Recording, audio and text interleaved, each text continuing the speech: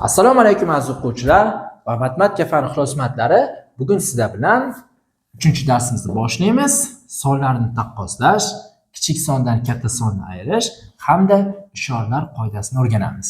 Xo'p, sonlarni taqqoslaganda sizga son o'qini chiza oladigan bo'lsak, oson bo'ladi tushunishimiz. Xo'p, demak o'rtada 0, 0 dan o'ng tomonda musbat sonlar, 0 dan chap tomonda manfiy sonlar. Xo'p, qarangizlar. 0 dan o'ng tomonda sonlar qanchalik uzoqlashib ketaversa, shunchalik kattalashib boraveradi.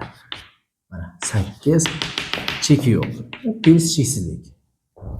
0 dan chap tomonda sonlar qanchalik uzoqlashib ketaversa, shunchalik kichiklashib ketaveradi. Buni ma'nosini tushuntiraman. Mana minus cheksizlik. Xo'p, matematikada mana bu belgi katta belgisi.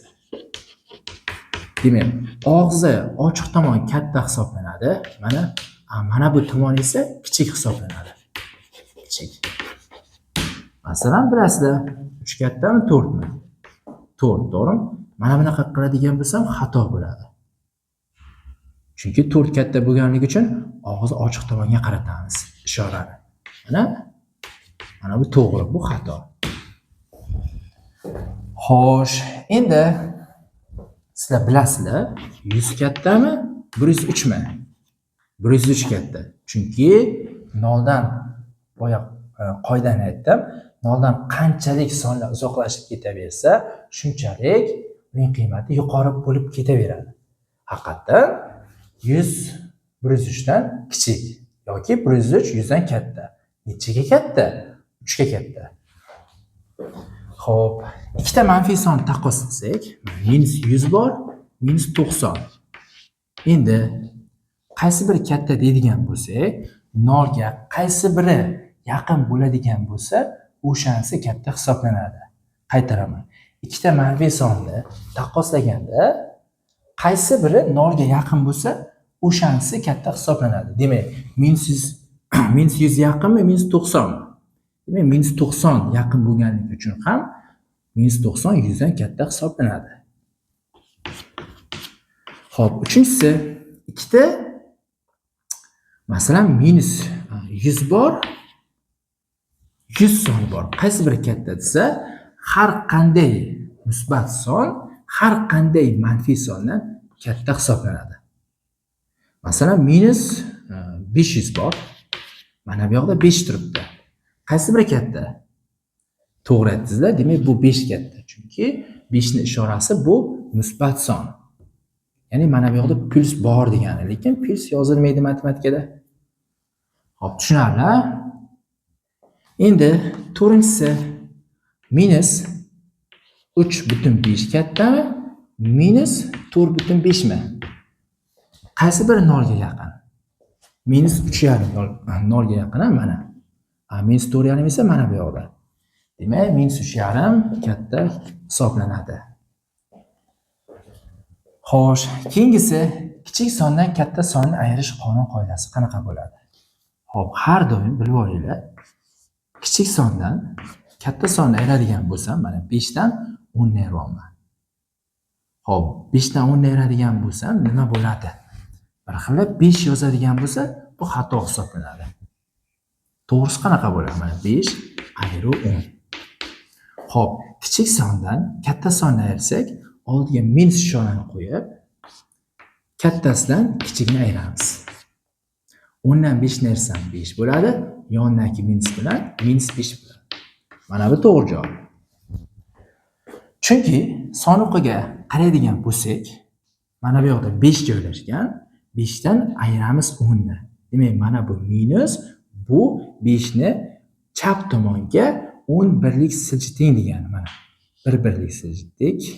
2, 3, 4, 5, 6, 7, 8, 9, mana 10. Demak, qaysi songa to'g'ri keldi? Minus 5 ga. Ko'rdingizlar? Xo'p, 6 dan ayiraman 7 ni. Necha bo'lar ekan demak? Minus 7 dan 6 ni ayirsam 1. Yoki bo'lmasa minus 20 dan yoki 20 dan ayiraman 30 ni. Xo'p, 20 dan 30 ni ayirsam minus, xo'p 30 dan 20 ni ayirsam 10 bo'ladi. Demak, javob -10. Xo'p, uchinchisida ishoralar qoidasida ikkita ishorani bir-biriga ko'paytirishni ko'ramiz.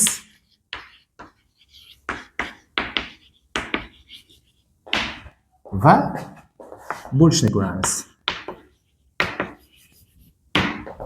Endi yod olishimiz kerak. Minusni ko'paytiraman minusga. Bu plyus ishorani beradi. Minusni ko'paytiraman plyusga. Bu minus ishorani beradi. Ikkita plyus ishorani bir-biriga ko'paytirsak, bu plyus ishorani beradi. Xo'p, plyusni ko'paytirsak minusga, bu ham minus ishorani beradi. Xo'p, minusni plyusga ko'paytirsak minus, plyusni minusga ko'paytirsak ham minus bo'ladi. Endi masalan, -3 ni ko'paytiramiz -4 ga. Demak, birinchi o'ringa ishorani hal qilib olishimiz kerak. Minusni minusga ko'paytirsam plyus 3 kara 4 12 ga teng. Matematikada plyus 12 degani bu 12 degani. Ya'ni mana bu plyusni yozish shart emas. Xo'p, -3 ni ko'paytiraman 4 ga.